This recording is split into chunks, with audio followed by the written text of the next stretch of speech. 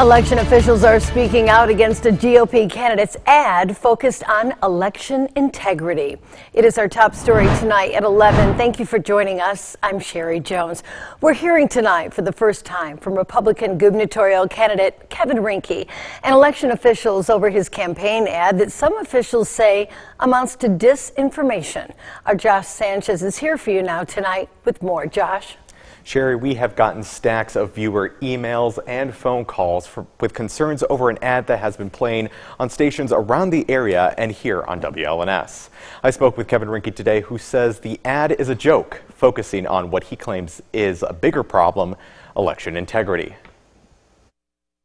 What's really important isn't the zombie or the tongue-in-cheek comment about dead people voting.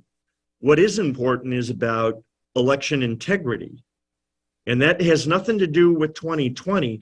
Election integrity has been a standard and needs to be a standard that the people of Michigan and the people of our country are comfortable with. Candidate for Governor Kevin Rinke says his ad where he appears alongside a zombie has been a success in garnering attention to his campaign and his calls for tighter election laws. He says if elected governor, he would press for voter IDs and clean up the voter rolls. But a Michigan Secretary of State spokesperson says the department already does that.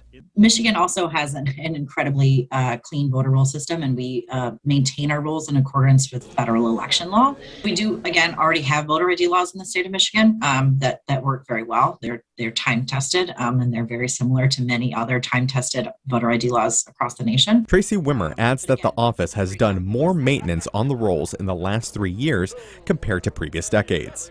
Both the Secretary of State's office and Ingham County Clerk Barb Byram stresses that Michigan's audit process and the ballot counting process are separate, and that helps keep results safe. Byram calls the type of rhetoric found in Rinke's ad dangerous and sees similarities to messaging that led up to the January 6th attack on the Capitol. The more people hear this misinformation, this false information, regardless of how many times it's been proven false, they continue to hear it, they believe it, and then they act on it.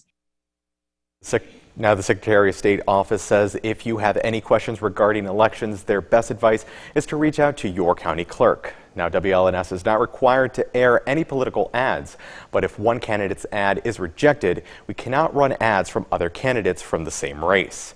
In addition, we cannot censor any of those advertisements unless they violate FCC rules. Sherry, back to you.